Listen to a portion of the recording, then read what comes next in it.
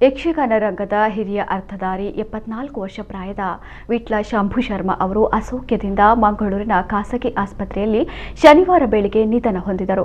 ಮೃತರು ಪತ್ನಿ ಮತ್ತು ಪುತ್ರನನ್ನ ಅಗಲಿದ್ದಾರೆ.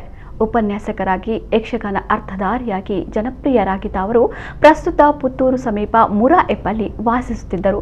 ಶೇಣಿ ಗೋಪಾಲಕೃಷ್ಣ ಭಟ್ ಸಹಿತ ಖ್ಯಾತನಾಮರೊಂದಿಗೆ ಅರ್ಥಗಾರಿಕೆ ಮಾಡಿದ್ದ ಅನುಭವಿಯಾಗಿದ್ದ ಶಂಭು ಶರ್ಮಾ ಅವರು ಯಕ್ಷಗಾನ ತಾಳಮದ್ದಳೆ ಕ್ಷೇತ್ರದಲ್ಲಿ ಚಿರಪರಿಚಿತ.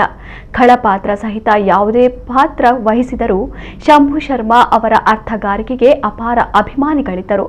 ಕ್ಯಾಸೆಟ್ ಸಹಿತ ಈಗಿನ ನವಮಾಧ್ಯಮಗಳಲ್ಲೂ ಶಂಭು ಶರ್ಮಾ ಅವರ ಪಾತ್ರಗಳನ್ನು ವೀಕ್ಷಿಸುವವರು, ಕೇಳುವ ಅಭಿಮಾನಿಗಳು ಹಲವರು ಇದ್ದರು.